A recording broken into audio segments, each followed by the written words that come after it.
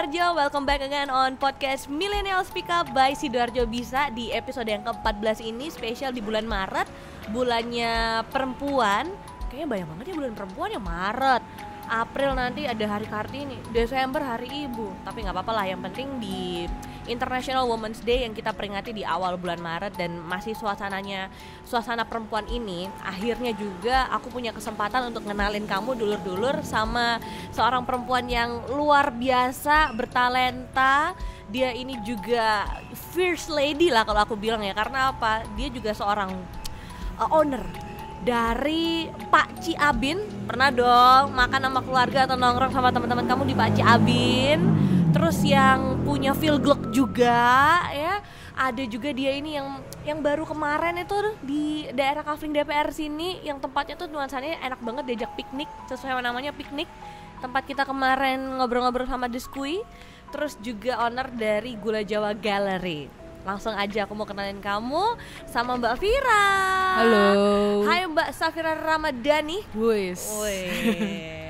Akhirnya ya aku bertemu kamu ya. Yoi. Setelah mengikuti 2 sesi Pak Ci Abin mendatangkan band Surabaya favorit aku juga. Superstar, seperti kamu.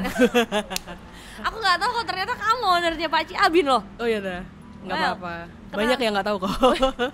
Karena kayaknya ini Mbak Fira nih tipe kalau orangnya bukan yang kayak show off, nongkrong di mana-mana gitu ya. Nggak suka di spotlight. Nggak suka di spotlight ya. Tapi di belakang layar, tapi yang punya spotlight.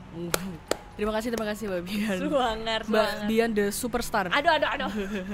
Tapi katanya kamu udah kenal aku lama ya? Iya, tapi Kayaknya kita baru ketemu yang kemarin pas sama Diskui ya.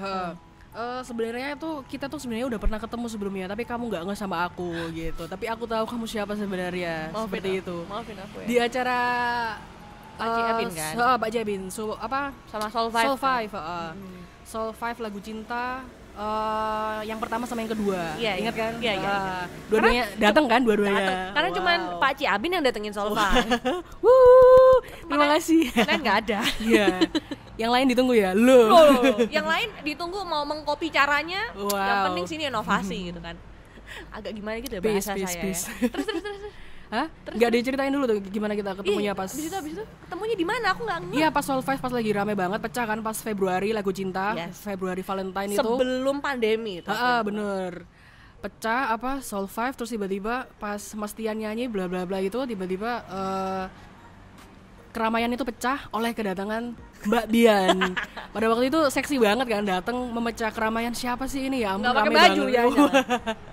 Rame banget di pojokan. Oh ternyata anak hits. Aku kepoin. Oh ya udah oke. MC kondang pada waktu itu. Sidoarjo Bisa. Kenapa aku kok nggak diajakin ngobrol atau apa? Iya. Biar aku nyanyi tambah pakai pecah sini.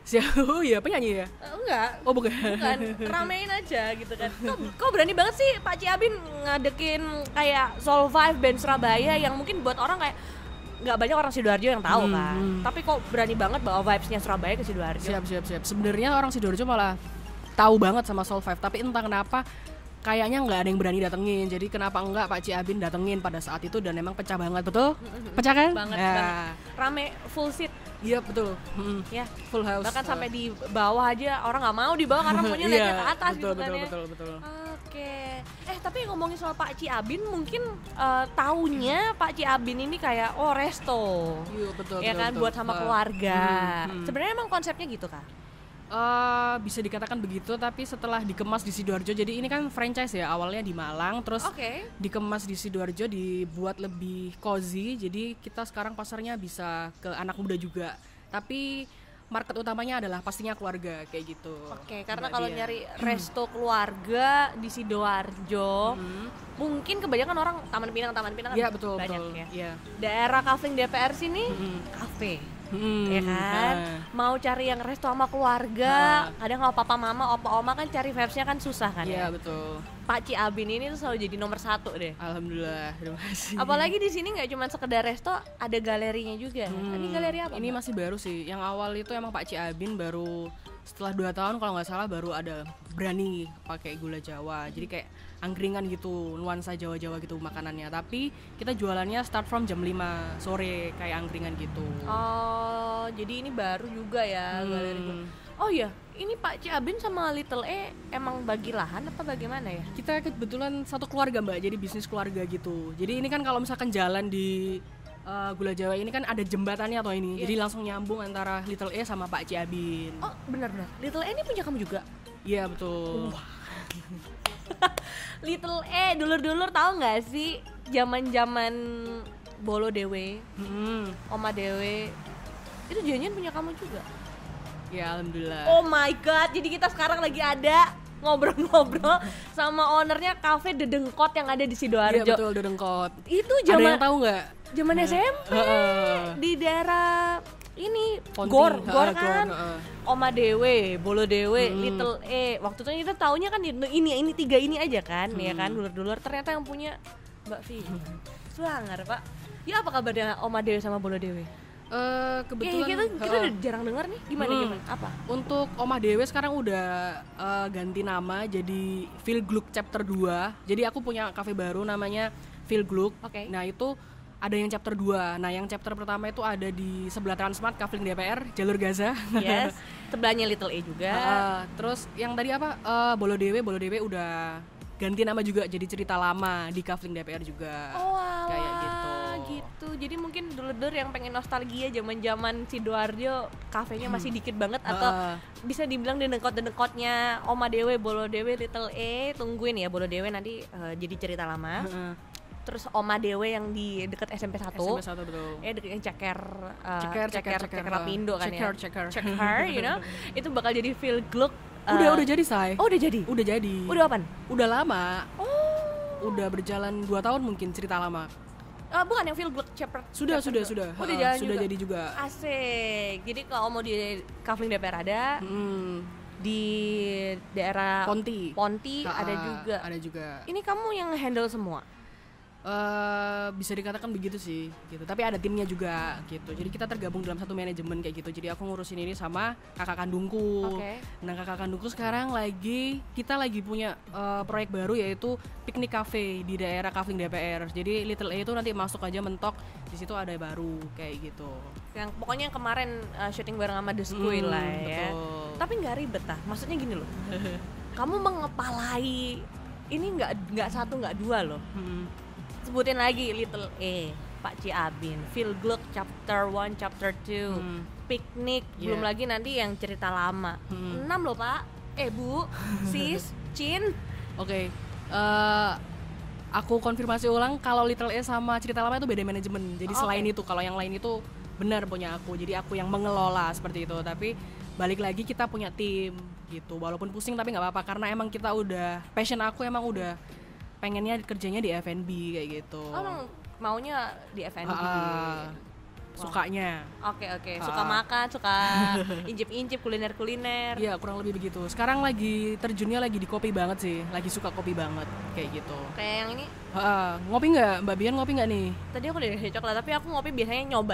Boleh. Ini apa nih? Itu produk kita, Pink Coffee Latte. Ini aku Pink Cafe Latte. Aku kocok, harus boleh dikocok dulu. Kocok. Ini ada mini seriesnya loh Mbak Bian. Nanti coba lihat di Feel Gluk _coffee kita punya mini seriesnya. Mini gitu. series maksudnya? Ntar coba aja lihat. Kita punya mini series dengan judul Pink Cafe Latte. Seperti itu. Dibintangi oleh salah satu anak hits Sidoarjo namanya Drew Moore gitu. Dia anak 2000-an bukan angkatan kita. Sorry. Aku tahu. Oh, tahu dah? Tahu. Sumpah? Tahu, dia enggak tahu aku. Kenapa kamu gak pakai aku sih jadi tuh? Iya, waktu itu belum kenal kan. Gitu. Kurang hits aku. Enak loh. Rasanya ada strawberry-nya seperti itu. Buat aku yang non coffee lover, non coffee drinker sih nyaman aja, enak. Kita ada produk baru loh, karena sekarang kan lagi musim baju lilac kan. Anak Sidoarjo bilangnya lilac, padahal bacanya lilac. Kan? Kita punya lilac cafe latte. Warnanya ungu muda. Tapi Feel Good kan mungkin dulu taunya ini apa namanya sereal. Iya betul. Jadi pada waktu itu konsepnya gimana sih kok unik banget ngambil ide sereal? Iya, waktu itu kita terinspirasi dari sebuah kafe di Bandung gitu. Kita ngerasa kayak di Bandung aja orang-orang tuh sukses dan berani untuk buka itu. Kenapa kok kita nggak berani buka? Dan pada waktu itu di Surabaya juga nggak ada loh. Jadi kita adalah cafe sereal pertama di Jawa Timur. Langsung pada waktu itu sekitar awal 2020 mungkin alhamdulillah pecah Filgluk 1 Cafe Sereal seperti itu. Tapi waktu itu langsung blok pandemi. Ya apa itu? Tempat tutup. Enggak, kita malah kalau seingatku bukanya tuh malah waktu pandemi Mbak Bian gitu. Jadi kalau aku sedikit menginfokan anak-anak zaman sekarang itu kan pas pandemi itu kan pada bosan banget kan di rumah. Jadi disitulah kita orang-orang F&B ini justru lebih harus berani buka kafe karena orang-orang kan bosen tuh di dalam rumah, jadi lebih boom lagi pas tapi pandemi. Sesuai dengan protokol kesehatan. Iya, betul. Cuman ada satu tulisan yang mencuri mata aku waktu aku masuk Filgluk gitu kan ya. Dibahas nih. Kalau mau foto harus izin dulu, Pak. Sumpah. Kenapa kok gitu? Kok gitu Anda? Nggak boleh foto-foto maksudnya kita? Gini, saya tanya dulu ke Mbak Bian pada waktu itu datangnya cuma sekali aja, baru pertama loh. Iya, baru pertama kan? Tapi langsung tertuju pada sign itu ya. Kan waktu itu aku ada cerita mau bawa tim buat photoshoot gitu. Oh iya bener ya? Enggak kan? Kalau izin ke aku langsung tak izin pasti. Cuma dari beberapa kafe di Sidoarjo yang aku datengin, cuman Filgluk aja nggak ada tulisan itu. Siap. Mau jawabannya nih? Iya mau. Jadi waktu itu ada sign untuk lebih mengontrol keinginan untuk berfoto pada waktu itu karena pada waktu itu aku lumayan kaget juga sama excitement orang Sidoarjo. Ternyata excitementnya terhadap coffee shop itu ternyata sangat tinggi banget. Jadi pada waktu itu pas buka Cafe Sereal rame banget kan. Nah akhirnya orang-orang itu tidak menghargai orang yang ingin menikmati kafe itu gitu loh. Jadi mereka foto-foto pada waktu itu, jadi kita hanya mentertibkan saja gitu. Jadi mohon maaf ya Mbak Bian kalau terganggu sama tulisan itu. Enggak, aku kira mikirnya tuh untuk foto dibatasi gitu karena harus izin dulu, harus ini kan jangan pakai kamera profesional kan. Oh tapi bagus juga sih dengan cara kayak gini kan. Kadang kita tuh pengen datang nongkrong, pengen ngobrol, ada orang foto-foto, ada yang foto di belakang kita tuh kan kadang kita sendiri mengunjung keganggu. Iya betul. Dan itu kita bikin sign itu juga karena kita habis experience sesuatu pada waktu itu di Filgluk. Tahu nggak apa? Ada yang bawa lighting sendiri. Iya, model bawa lighting sendiri, makanya kenapa ada sign itu. Itu adalah rasa kita kesal gitu loh, ya ampun gila. Oh ya, kalau saya bawa lighting sama tim ya pasti akan ngomong sih ya, tapi kalau ini nggak ngomong ya kok bacot Pak. Jadi seperti itu. Saking bagusnya ya Filgluk itu kan. Terima kasih. Bisa dibilang tempatnya minimalis loh. Iya betul. Itulah kenapa kita mengusungnya itu adalah tropical. Jadi Cafe Sereal dikombin sama tropical. Jadi konsepnya dikombin sama tropical. Nah biasanya tropical itu bisa lebih hidup kalau tempatnya tuh kecil. Jadi kelihatan lebih banyak gitu loh aksesorisnya. Itulah kenapa kok Filgluk 1 itu kecil seperti itu. Oh gitu, karena konsepnya memang yang minimalis gitu ya. Apa juga disesuaikan sama target pasar kamu atau pengunjungnya khusus yang misalnya anak-anak generasi Z yang tahun 2000-an yang suka foto-foto kah? Atau kayak kalau kita misalnya dulu mau bikin konsep kafe tuh kayak gimana yang harus kita pikirin? Cuman ngeliat estetiknya aja atau wah aku maunya yang datang ini nih harus ikutin ini. Gimana sih? Alasannya klise sebenarnya kenapa kok Filgluk 1 itu kecil, karena kita kebetulan dapat lahannya yang kecil. Jadi kalau misalkan kita dapat lahan yang lebih besar pasti kita bikin bangunan yang lebih besar gitu. Nah itu tadi pertanyaan apa? Diulang lagi Bobby. Konsepnya harus estetik atau tidak? Iya, karena kan sekarang kan orang mikirnya bener nggak sih buka kafe tuh cukup penting tempatnya estetik gitu aja. Bisa dibuat foto-foto. Nanti menu nomor 2 lah. Oke. Statement dari aku ya, tempat itu terserah kamu mau marketmu yang mau yang kayak gimana dulu. Nah kalau untuk anak muda Sidoarjo itu kan mereka tingkat keponya kan lumayan tinggi kan. Mereka tuh suka banget sama tempat-tempat baru. Coba kita nanti di Cafe DPR ada baru apa, mereka pasti di situ terus selama beberapa bulan. Nanti kalau ada yang baru dia pasti lompat lagi seperti itu. Jadi sebenarnya marketnya agak kurang fair sebenarnya kalau boleh sharing ya. Marketnya Sidoarjo menurutku agak kurang fair. Nah kalau bisa semua faktornya tuh diambil, jadi tempatmu bagus, makananmu juga enak, jadi itu membuat orang-orang bisa jauh lebih tahan lama, bisa lebih loyal, bisa repeat datang lagi seperti itu. Tapi ada ini nggak sih kayak kafe estetik tuh khusus buat cewek yang minimalis buat cowok, apa ada perbedaan gender di market itu sendiri?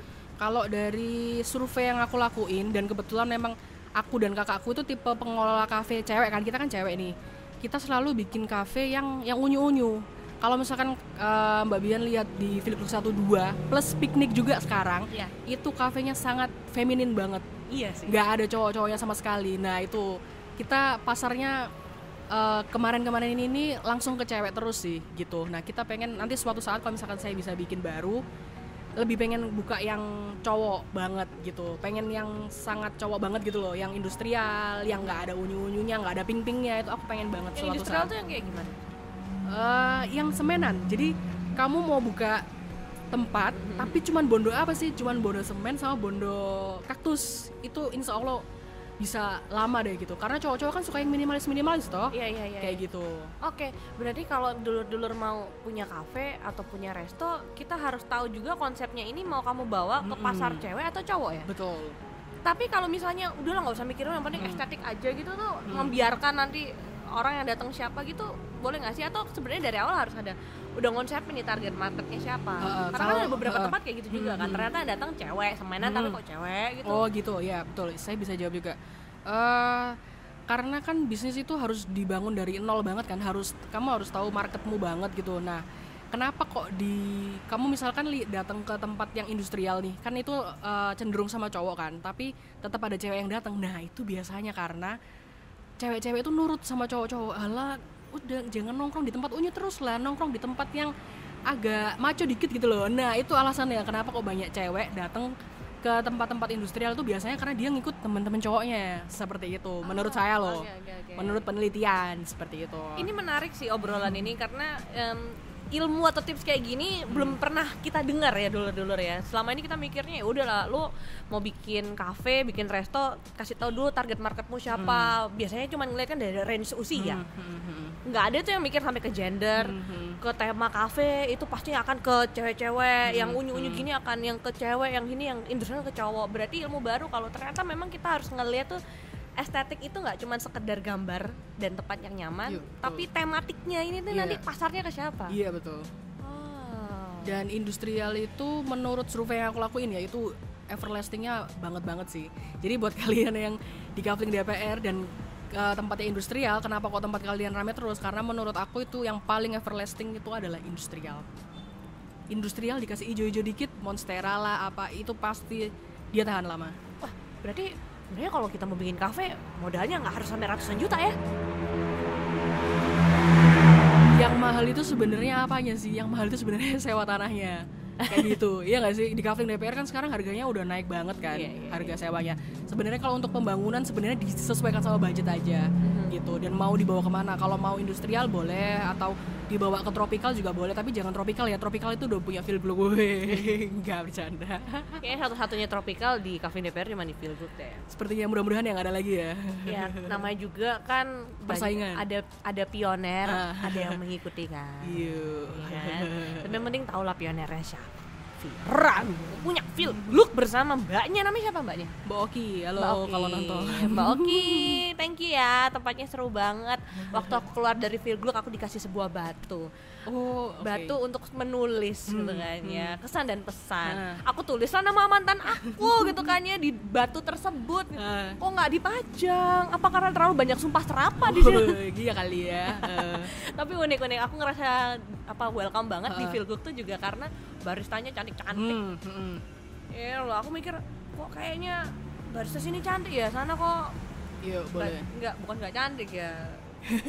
Kurang. Barista mana tuh? Enggak. Tapi emang konsepnya juga kayak gitu kah? Harus pakai barista cantik. Barista cantik kah? Ini boleh kepedean apa enggak nih? Kita kalau boleh pengen ngomong ya, sharing aja. Kita pengen banget bicara kalau Feel Good itu pionir di market barista cantik sebenarnya. Asik. Barista cantik itu sebenarnya sudah ada dulu di Jakarta. Udah rame banget dulu. Nah, dibawalah ke Sidoarjo, kita coba pakai barista-barista cantik. Ternyata rame banget dong. Pantes, soalnya temenku ngajakin ke sini kan. Oh iya. Baristanya cakep-cakep. Gitu. Pada waktu itu ada barista cowoknya. Ada sih barista cowok, tapi lebih menonjol yang ke cewek emang. Iya. Cantik-cantik kan gitu. Akhirnya market itu yang lain juga ikut loh di Kafling DPR. Wow gitu.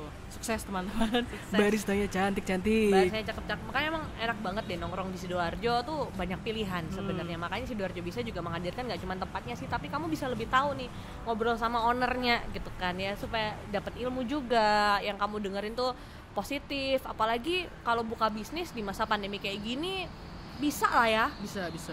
Nggak perlu takut ya. Yang penting ada passion aja. Ada passion aja. Tapi aku lihat ini kan semua dirimu yang handle ya. As a woman, yang orang tuh mikirnya cewek tuh kalau mau sukses, ya bisnisnya jangan banyak. Nanti cowok takut loh. Waduh, berat nih pertanyaan. Ada yang akan ada yang kayak gitu, ada. Misal aku mau lanjut kuliah gitu, udah ada rencana doain ya. Jangan S2 ngapain sih? Kamu mau pacaran sama siapa ntar? Gimana menurut pendapatnya?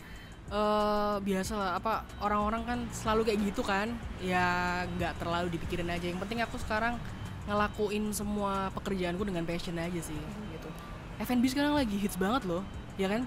Di era pandemi ini F&B lagi naik-naiknya, jadi ya momennya lagi bagus ya, kenapa enggak gitu. Jadi omongan orang dipinggirin dulu aja gitu. Tapi Mbak pernah ngerasa susah dapet teman deket nggak sih? Karena kan orang tanya, oh gila nih yang punya ini nih. Misalnya ada cowok yang deketin itu, pernah nggak sih ada yang kayak cowoknya tuh kayak kejar duluan, kayak aduh aku bawa apa, aku hanya membawa sepeda ontel gitu misalnya. Atau mungkin ada teman-teman yang aduh sopo sih aku koncoan sampai Hafira di follow kayak gitu.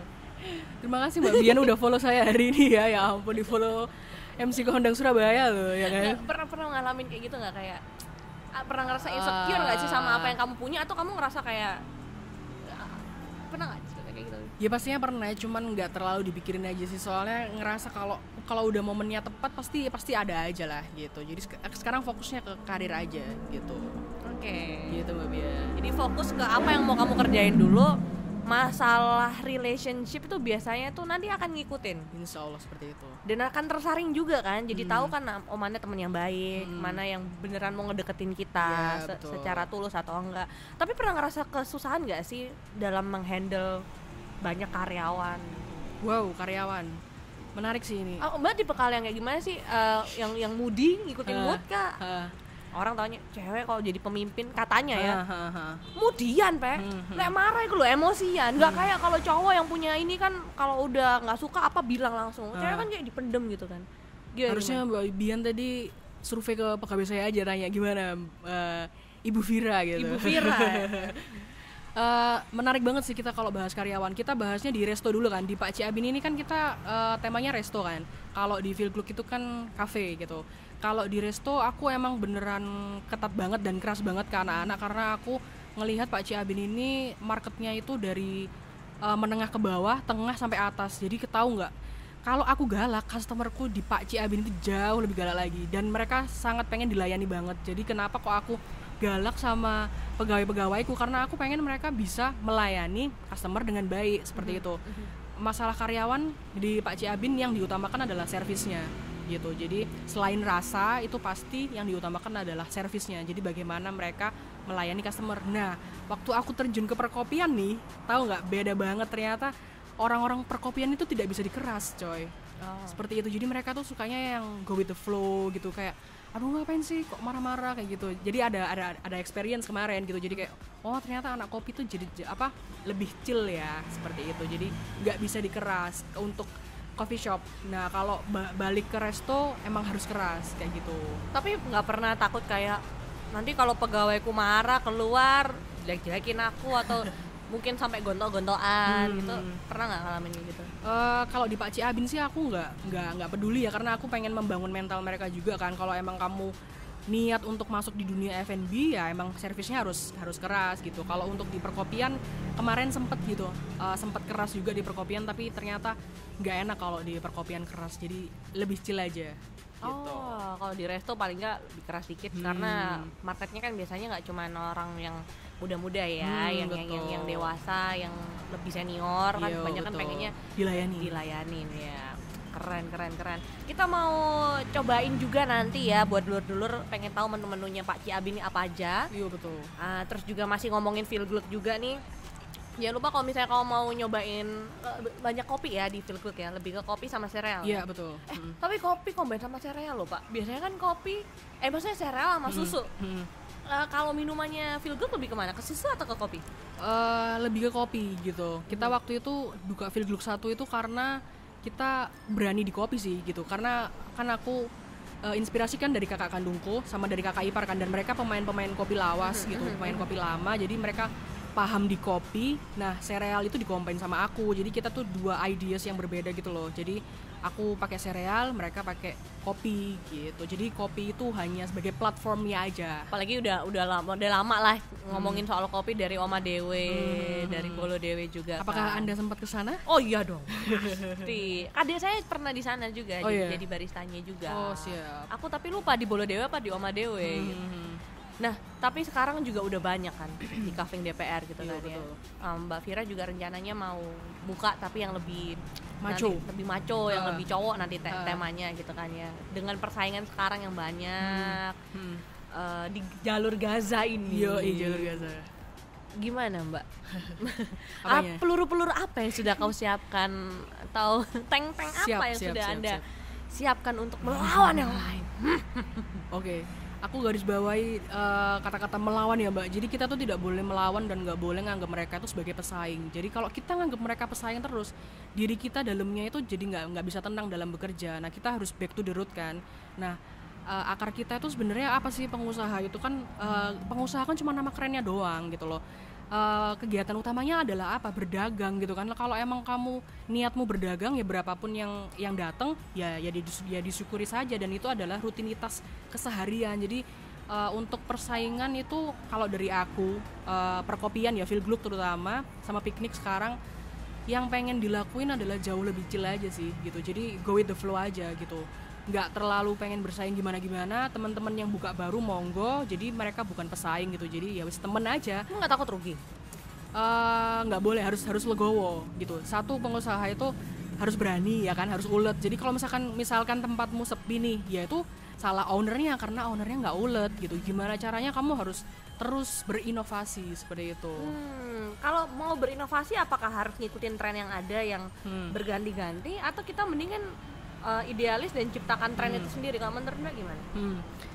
Itu jawabannya adalah dari tergantung kamu di situ sewa atau tanahnya punya sendiri. Nah kayak gitu. Kenapa? Emang bedanya apa? Nah aku tadi kan kita udah ngobrol-ngobrol kan masalah investor. Nah kebetulan kan Feel Gluk ini semua usaha keluarga kami kan tidak ada investor. Jadi kami investor sendiri. Jadi nggak ada investor. Jadi murni dana sendiri kayak gitu. Nah kalau kayak gitu itu tergantung sih. Kalau memang masih ada cuannya ya harus berinovasi mengikuti zaman. Tapi kalau memang ingin idealis, pengen tropikal terus ya nggak apa-apa. Tergantung apakah masih bayar biaya sewa tempatnya tuh masih bisa apa enggak. Kalau masih bisa lanjut aja tropikal. Tergantung terus modal berarti ya. Tapi keren loh, nggak ada investor loh. Aku bener ada uang nganggur sih. Gitu ya. Mau bikin apa nih kita? Mau joinan? Atau Mbak tipe yang gini nih? Pasti kan banyak kan teman yang pengen, ayo dong Fir, bikin bisnis bareng dong. Iya. Nah kakak kandungku sendiri aja tuh membujuk aku untuk pertama kali bikin Feel Gluk itu udah bertahun-tahun. Nggak mau aku sebenarnya joinan sama orang itu, aku paling nggak mau, paling anti. Sombong amat Anda. Biasalah. Duh, kenapa kok bisa sombong Mbak Bian? Karena persaudaraan itu bisa putus hanya karena uang gitu loh. Jadi jangan sampai kita itu ada masalah. Pembagian duit di bisnis itu agak susah soalnya seperti itu. Jadi kalau bisa sendiri aja, jangan join gitu. Iya, make sense sih ya. Kalau misalnya belum siap kehilangan teman atau kehilangan partner bisnis, mendingan jangan joinan bisnis ya.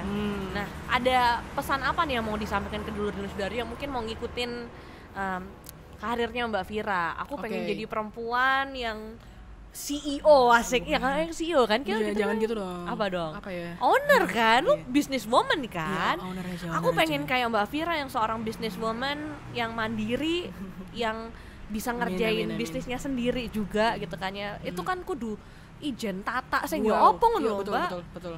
Nggak mungkin kan kamu sampai di sini kan pasti prosesnya panjang gitu loh. Kayak sedih. Apalagi ya itu tadi, apalagi perempuan yang kalau kita tahu di budaya patriarki yang masih di Indonesia ini kan ya, yang masih diperjuangkan sama teman-teman di IWD kemarin kan, untuk perempuan berdikari itu susah loh. Iya, betul. Gimana Mbak? Untuk harapan buat teman-temanku ya yang mau bikin usaha di Cafe DPR terutama. Especially women. Tapi kebanyakan owner Cafe DPR cowok, Mbak. Makanya dia harus ada cewek gimana nih? Jangan dong. Oh, tapi ada sih, udah ada yang cewek. Nah, nanti ada juga. Oh iya. Mbak Bian ada cerita lucu nih gini. Apa? Karena aku ngerasa kita kan 90-an nih, generasi 90-an. Nah sekarang Kafling DPR ini owner mudanya udah mulai ada cewek juga 2000-an gitu. Jadi aku seneng banget ngelihat banyak anak muda baru. Jadi nggak harus kita terus yang ngoyo atau aku terus yang ngoyo. Jadi ada regenerasi anak muda sekarang di Kafling DPR terutama udah kelihatan banyak banget anak mudanya yang cewek-cewek seperti itu. Keren ya. Jadi semoga ini bisa jadi chance ya buat banyak orang yang pengen berkarya, pengen berbisnis gitu kan ya. Apa ada tips lagi nggak dari Mbak Vira gitu kan ya untuk bisa menjadi apa? Perempuan yang berdikari, casik, yang businesswoman ya. Pokoknya jadi kayak kamu lah Mbak.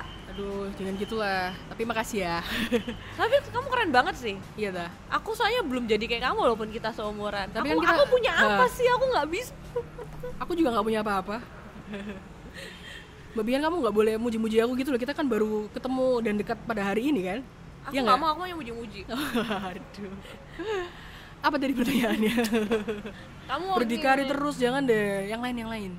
Enggak, karena apa ya itu tadi gitu loh. Nggak banyak yang bisa jadi sepertimu gitu loh Mbak.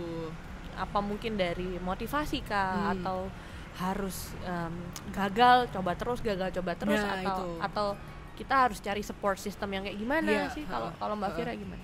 Kalau dari aku sih, aku mau bilang ke kalian aja, momentumnya lagi bagus banget, F&B lagi bagus-bagusnya, terutama Kafling DPR ya. Kafling DPR sekarang lagi dilihat sama kota-kota lain banget karena Sidoarjo lagi berkembang banget kan gitu. Jadi kalau emang kalian udah ngerasa yakin, terus tatak kayak tadi kan Mbak Bian ngomong kan harus tatak, emang yang utama emang harus tatak sih gitu. Kalau kamu ada budget gitu, terus langsung aja bikin kecil-kecilan nggak apa-apa kayak gitu. Kecil-kecilan nggak apa-apa, misalnya budget kurang ya udah ajak teman-teman dulu lah ya. Yang penting udah nyoba gitu kan ya, chance-nya masih ada ya. Dan jangan lupa mampir ke Pak Ciabin dan juga ke Philgluk dan juga ke Piknik.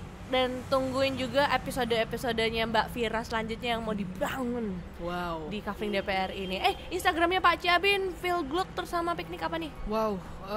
Kedai Pak Ciabin _Sidoarjo, terus Gula Jawa _Sidoarjo, terus habis gitu Philgluk _coffee sama Piknik ya _SDA. Nah itu ya, pokoknya ada di bawah ini. Dan tadi udah kamu dengerin juga kan ya, tempatnya, lokasinya ada di Kafling DPR, pokoknya yang deketnya Transmart Sidoarjo ya. Iya betul. Mbak Vira, thank you banget loh ya. Aku udah diajakin buat main-main, dikasih kopi, dikasih coklat, ngobrol-ngobrol. Udah boleh mengenalmu lebih dalam lagi gitu kan ya. Sukses terus. Terima kasih Mbak Bia. Buat dulur juga thank you banget buat kamu yang masih setia buat dengerin podcast kita sampai di episode 14 ini. Mungkin kalau kamu punya rekomendasi, punya teman-teman yang unik-unik yang bisa kita kulik nih, yang bisa sharing bareng di podcast ini, monggo banget, karena kita terbuka buat dulur-dulur Sidoarjo sebagai podcast pertama, pioner pertama yang nge-highlight seputar orang-orang hebat di Sidoarjo, khususnya anak-anak muda di Sidoarjo. Boleh banget kontak kita aja, kita keep in touch aja lewat YouTube channel kita di Sidoarjo Bisa. Podcast kita ada di Spotify juga, Millennial Speak Up. Dan Instagram kita jangan lupa di follow dong. Kamu juga boleh mention di Instastory, nanti kita repost pasti ya di @sidoarjobisa.id. Aku Marina Berlian pamit, sampai ketemu di episode selanjutnya. Dadah.